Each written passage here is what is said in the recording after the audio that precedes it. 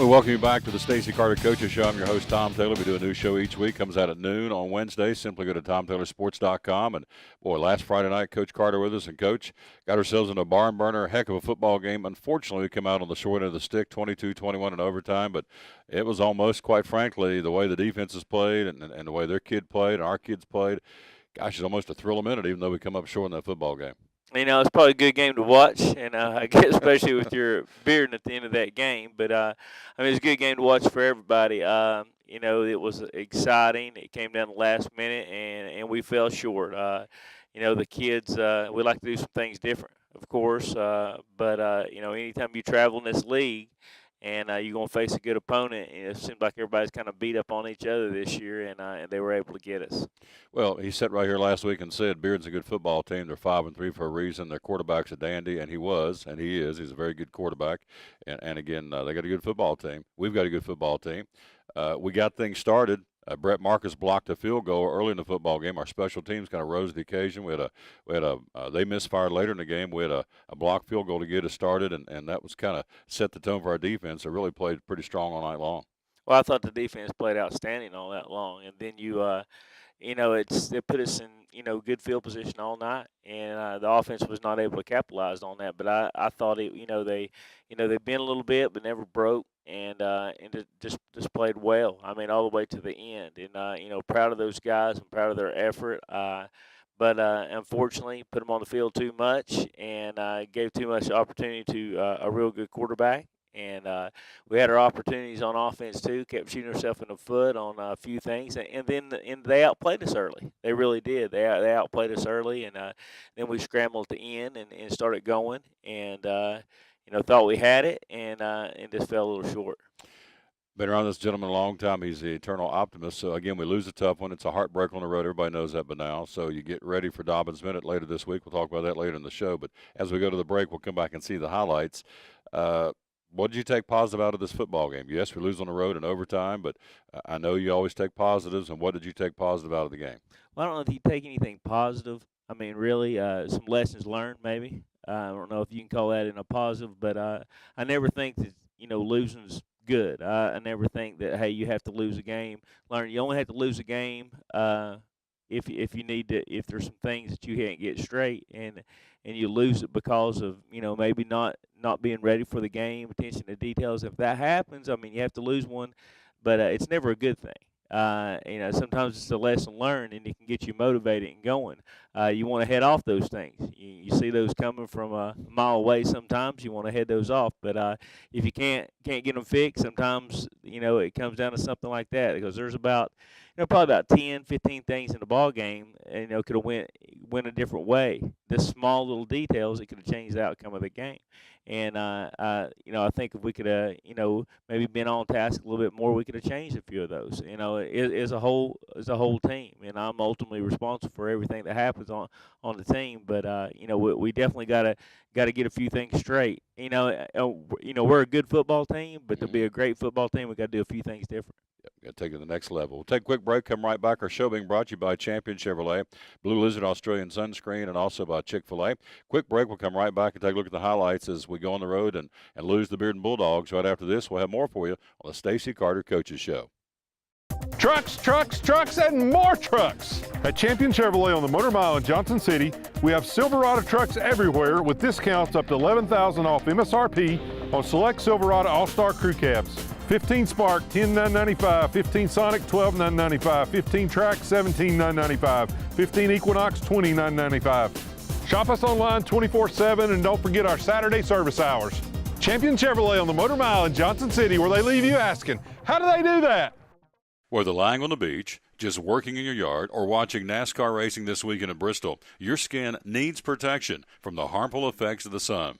Blue Lizard Sunscreen delivers broad-spectrum SPF 30-plus protection that comes with smart bottle technology. Our bottle changes colors in the presence of UV rays, reminding you to cover up. It's the brand most recommended by pharmacists and dermatologists nationwide, plus it's made right here in the Tri-Cities. Blue Lizard Sunscreen, we've got you covered. Right? Leave that guy.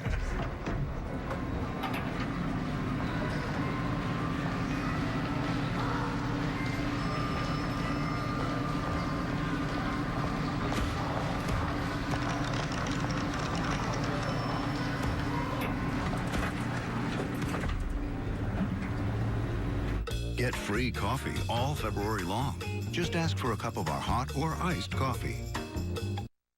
And welcome back to the Stacy Carter Coaching Show. Thanks for being with us again. New show every Wednesday. Appreciate our producer, Robert Kill, for making sure that happens every Wednesday at noon. And simply go to the TomTaylorSports.com site, and that's where we are. Plus, all the previous coaches' shows with Coach Carter are archived, so go back and watch the highlights of each particular show. And Coach, let's jump in here and get going with the highlights of our football game Friday night down at Knox Bearden. And not on the highlight video, but let's talk about Brett Marcus early on blocking a field goal. They had moved down the field, and with a minute 12 to go in the first period, Brett got in there and snuck in and blocked that field goal, and that was big because that kind of snatched the momentum away from the Bulldogs early in the football game. It did. Brett's had a great career and had a great season. He does great in school. He's smart linebacker. He's got himself physically strong this year, and getting to see him make that play was great, and it did give us momentum. It really did during the game. And stop there. Into the first quarter, no score. Our first touchdown of the night, 5:35 to go in the first half. Set this one up, Coach, on Bedard's 9-yard run. Well, I mean, we just we ran a sweep. Kind of saw where they were overloading on one side, and just a quarterback sweep, and running back just led him straight in there to the left side, and he made a good run and good blocking all the way there. Moorlegan's point after. Moorlegan on the season at that point was 33 for 36 in the point after department, and Hilltoppers out of the gate leading 7-0. They come back to tie it up. That's our halftime score. Third quarter, they misfire on a field goal, and so after three quarters, it's 7-7. Then we get into the fourth quarter, and again, we've been kind of almost like a sleeping bear all night long, and all of a sudden our offense clicked heading down the stretch and kind of set up this last drive because we caught fire and went down and capped it off with a great pass from Bedard to Tyreek Perkins. Well, I mean, first of all, Tyreek caught a seam route and took it all the way down there, just a super run. And Tyreek's great after the catch, too. He super run, and like I say, wish we could have saw some of that stuff earlier and get the ball to him like that, but he was able to make a big play. One thing about Tyreek is when you need a big play, it seems like he's always there. He's the guy that's going to be in the right spot at the right time at the end of the games. He really is a winner, and has been the whole time he's been playing here. And he got us down. He got us down there with that great run after the catch, and then with the touchdown he scored, it was a scramble. We ran a shallow crosser. We didn't have anything open. Justin was able to buy some time and found him in the back of the end zone, and a great job, great scramble drill, and just a great job getting open in the back of the end zone. We had trailed most of the ball game, most of the fourth quarter, 14-7. Moorlegan's point after tied that thing up 14-14. That we hold them and go into overtime, and then, of course, coin flip. We get the ball first, and, of course, in high school, as you know, you have 4 downs from the 10-yard line. No first downs, just 4 downs, and the very first play, Elijah takes it in for pay dirt. Describe this play. Well, we lined up to a bunch left, and we ran this a sweep to the right, and with Justin leading them in the Wildcat formation, we can go either way when we have those two guys in. We had a lot of momentum right there. They had ended up stacking us up on that bunch set early, and they overloaded one side, and we pretty much knew we could do anything we wanted to with that set, and probably we would have kept doing that in overtime, and we had a lot of momentum. I don't know if they could have stopped us in that. We might have scored every couple plays in that, and maybe that's why they went for 2 at the end of the game. But we ran a sweep there. They overloaded the side pretty bad, and great block by Justin and a great run by Elijah. And so with that, Moorlegan's point after, again, in the overtime, makes it 21-14. They get the football, and, gosh, I'm up there calling the game. I thought we'd had them in that third and 23. Ferguson gets open in the end zone. Jones finds him, and, man, it was just gosh, what an emotional play, both for the Bearden folks who went bananas, and, of course, for the Science-Hill, the Topper Nation. It was well represented down there. Man, it was just kind of hard to swallow that one, but they made the big play. They made a big play, and their quarterback made plays like that all night. And he had a strong arm. He bought time. We had great pressure from Nakai right there. Nakai about just had him, and he unloaded the ball. And what had happened is Brad had pushed a guy, and the guy actually run out of bounds about 3 or 4 yards and run up the side and run around the pylon and come back in. That happens. That's not legal, but we should have been back there anyhow. 3rd and 23, we got to know the situation. We ended up breaking up on the quarterback. He's a threat. They saw him coming up. They moved up a couple steps, and a guy like that can hurt you. And he did a great job finding the guy in the back of the end zone, and turn a 3rd and 23 into a touchdown. That was a big swing in the game. So to recap the play, so Marcus actually shoves him out of bounds when he's running his pass route. He goes down the sideline out of bounds, comes back in behind the pylon, comes back in, and catches the ball. So That's an illegal play, is it not? No, that's a legal play because it was, he wasn't forced out there. But I mean, it is what it is. It is It's what it is. you can look at you can look at about 10, 15 plays in that game. Could win either way. It's we put ourselves in that situation. Did we lose him? Yeah, probably because of that. But we still got to be back in the deep third no matter what. And so that happened, but yeah, you can't do that. But that's what happened, and he come open, and the quarterback did a great job finding him. Quarterback is a heck of a player. I thought all night long, this guy, I mean, we put pressure on him. We hammered him. He got hit. Tolly hammered him. Nakai hammered him. Cameron hammered him. And the guy bounced back and came right back, very resilient. And I don't know where he's going to be playing on Saturdays, but this kid could be playing somewhere. He's a pretty good very good quarterback, and got to give credit where credit's due. 21-20, then they go back for the 2-point. They call timeout, and they go for the 2-point to win the football game. And, gosh, they got it. Unfortunately, to their credit, they did. But, man, we gave it everything, just came up a little short. When they called the timeout, and we're pretty sure they have a great tight end, number 44, and we've seen him make some good plays. And most time during the tight end, it's going to be some kind of tight end pass or some kind of run when you get down there. And we thought 44 was going to get a chance on what they did. They rolled to the right, and he did like a chop block and fell down to the ground. Actually fell all the way on his face, and Elijah kind of lost him there and kind of went and put his eyes up on somebody else, which was it was a trick play basically, and was able to get up. Elijah recognized it pretty quick, but by the time he did, he kind of lost the ball, and the guy made a great catch and a great throw, and that's how they won the game. There you go. The young man we're referring to is Colton Tyler. So with that, game over, 22-21, heartbreaker in overtime. You mentioned earlier in the show, Coach, we don't like to lose, and you're right. But can you, I guess from a coaching standpoint, do you build off of a loss because, you take that negative down there, losing last Friday night, and turn into a positive to get ready for the next game?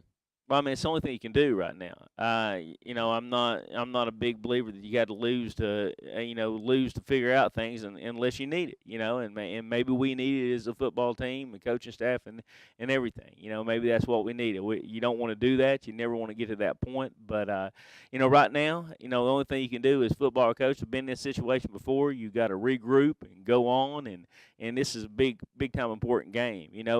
Probably the problem you look at the game is.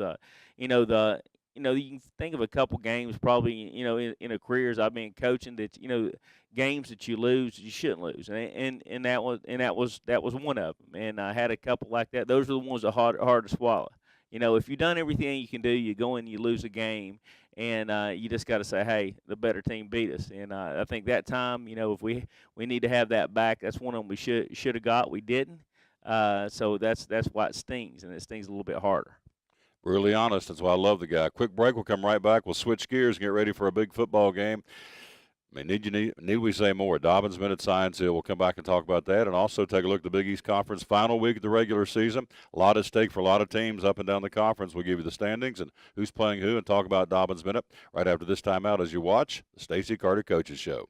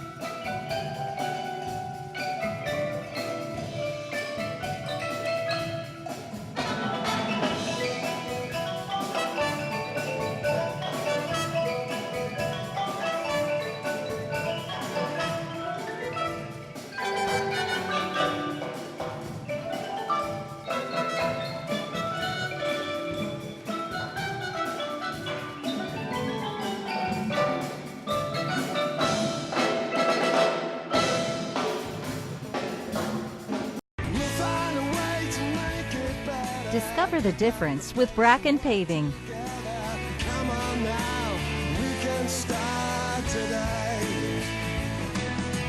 We'll find a way to make it better. Pick up the pace and work together. Come on now. Call the professionals at Bracken for your next paving project. 423-323-8197. Discover the difference with Bracken Paving. And welcome back to Stacy Carter Coaches Show. I'm your host, Tom Taylor. Every Wednesday, brand new show. This Wednesday, no exception, comes out at noon. Simply go to TomTaylorSports.com. There it'll be, thanks to our producer, Robert Kale. And let's take a look at the Big East Conference. Final week of the regular season. We talked about this a couple of weeks ago. Still can't believe we're down to the final week. Where in the world is this thing gone? Of course, if you look on the big calendar, we're inside of 65 days to Christmas. So the train keeps on rolling. Daddy used to say the older you get, the faster it goes, and he's right. I cannot believe we're at the end of the regular season, but here we are. Maryville at 6-0 in the conference. Bearden at 4-2. Science Hill at 4-2. Bradley Central, Hardin Valley at 3-3. Dobbins, Midland, Jeff County at 2-4, and William Blount in the cellar at 0-6. Overall, Maryville at 9-0. Of course, we're 7-2. Bearden at 6-3, Bradley Central at 6-3, Hardin Valley at 5-4, Jeff County and Dobbins been at both 4-5 overall in the season, and William Blount currently in the cellar at 2-7. Games this week: Bearden plays at Jeff County, big game there. They're all big. Maryville at Hardin Valley, and William Blount at Bradley Central. And of course, Coach, our game, you won 3 in a row against the Indians, and Friday night you take the show to J. Fred Johnson Stadium, and gosh, I mean, you go back down through the annals of high school football. I don't know if there's any bigger rivalry in Northeast Tennessee than Science Hill Dobbins Minute in any sport, particularly football. And there's always fireworks, always always great showdowns, and we expect much the same Friday night. You know, what a great rivalry game. I mean, and from us, stepping it up and being able to make it a rivalry for a long time, we were falling on the bad side of that, and now that we got great competitive games and 2 great programs, and I mean the fan support is unbelievable when you come to these games. It'll be a great atmosphere. It's what high school football is all about, and it's why we do this. It's why we do it, to have games like this, and it's going to be an exciting time. It is. It's we're talking about the other game. We're bitter from that, but if you have a good week right here, you go out in that atmosphere, you get a win, you do what you're supposed to. I mean, it can make all that stuff go away, because it's a special game. It really is. So in a lot of ways, for the excitement and just the ride is unbelievable.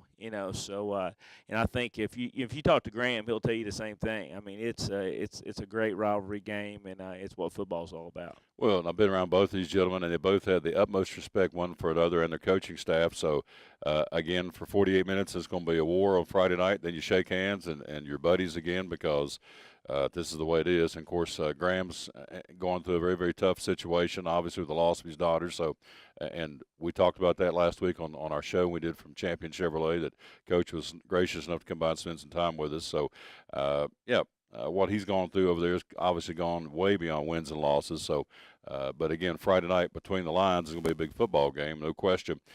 Out of fairness, let's take a look real quick at the 6A Region 2 and talk about the playoffs coming up in 2 weeks. Right now in that particular division, Region 2, I should say, of Class 6A, Oakland at 6-0, Blackman and Smyrna at 5-1, Cookeville and Riverdale at 3-3, Coffee County and Siegel at 1-5, and right now Warren County is in the cellar at 0-6. So, yes, you got DB this week, but we got to start looking, I guess, beyond that a little ways anyway, to take a look at what's going on in Region 2 and who we might be playing in a couple of weeks. Although the focal point obviously is on DB this week, but again, playoffs right around the corner, and again, refresh the listeners and the viewers out there. Top 4 stay at home, and the bottom 4 from the other conference travel. Is that correct? Yeah, top 4 stay at home, bottom 4 travel. I hadn't looked much about that really, other than, we lost an outright chance to win second seed, and we still don't know what happened. Still could be second seed, it could be third seed, but it all depends on this game. So everything for us right now depends on the Dobbins-Bennett game, for playoff stuff and just for the rivalry game. So, that's our focus, and nothing else right now. That's what we got to be ready for. And so we don't want to get off that and then let the other stuff take care of itself the next week. Absolutely. We're talking to Coach Carter again with the Stacy Carter Coaches Show. Let's take a look at Dobbins Bennett again. They're kind of a wounded bear. They're 2-4 and 4-5, coming off some tough losses. So scout this football team for Kingsport Dobbins Minute. Well, I mean, it's a resilient bunch. Yeah, this is the toughest season, for a lot of reasons. I mean, have lost some tough games and won some big games. That you look back in the big Sevier County win, and there beat a lot of good football teams. So it's not like we're talking about a bad football team at all. Playing in a tough conference has fell a little short. A lot of adversity going on for a lot of different reasons. I mean, for coach and the whole deal. So it's a team that's going to be up, and it's going to be ready to go. And you look at the Jeff County loss and say, well, those guys weren't ready. Jeff County's a lot better football team than people think. I mean, they really are. We were able to get on them, and things went our way. And I think that was a little deceiving to a lot of people. And so that game could have been different if we didn't hit on all cylinders. So we have to be ready to play. I mean, it's going to be we're going to get their best shot no matter what. They're going to get our best shot. We'll be ready to play also. So it's going to be one of those games that come down to who wants it most and who makes the football plays. But I don't think that either team will not be ready to go. I mean, it's the emotionally charged game. This is important to everybody in Johnson City. This is important to everybody in Kingsport. And the kids will be ready, and then it's just going to lay it out to see what happens on the football field. That's a great thing about it. Graham don't have to worry about those kids being ready. They're going to be ready, and I don't have to worry about my kids being ready. They'll be ready to play this week. We talk about the not being ready to play, not being mentally focused. They're going to be mentally focused. I mean, I guarantee you when Graham goes out tomorrow in practice, on the pad at practice, he's going to have a great practice. I want to have a good practice. They're going to be focused, ready to go, and that's what makes this a great football game. Absolutely, no question. Of course, it's one of the all-time great rivalries in Tennessee, not just in Northeast Tennessee, but across the great state of Tennessee, because they've been playing since the 1920s. And so, again, Hilltoppers won 3 in a row. I guess you can throw it out the window because Friday night, what you've done up to this point doesn't matter. It's what you do for the 48 minutes in Kingsport, right? It's what we do for the 48 minutes. It's a team. It's two teams going to be going after each other. Like I say, it's what it's all about. It's why we do this, and it's a great time. It's going to be a great week for both schools in a week, and the pep rallies, and the everybody getting involved, the community getting involved, the school getting involved. I mean, two proud cities going after it. So I mean, it's a great rivalry game. It really is. Appreciate him very much and coming over here, Coach. Thanks, my friend. Thank you. I know it's not easy to do that when you lose a heartbreaker like we did Friday night, but you know what? Sun came up on Saturday morning, and here we go, getting ready for Dobbins Minute, and it's called life. It is what it is, and so we'll be there Friday night starting at 7 o'clock. You'll be able to listen to the broadcast, audio cast. Again, go to TomTaylorSports.com or Livestream.com. I do want to say a big hello and a big thanks.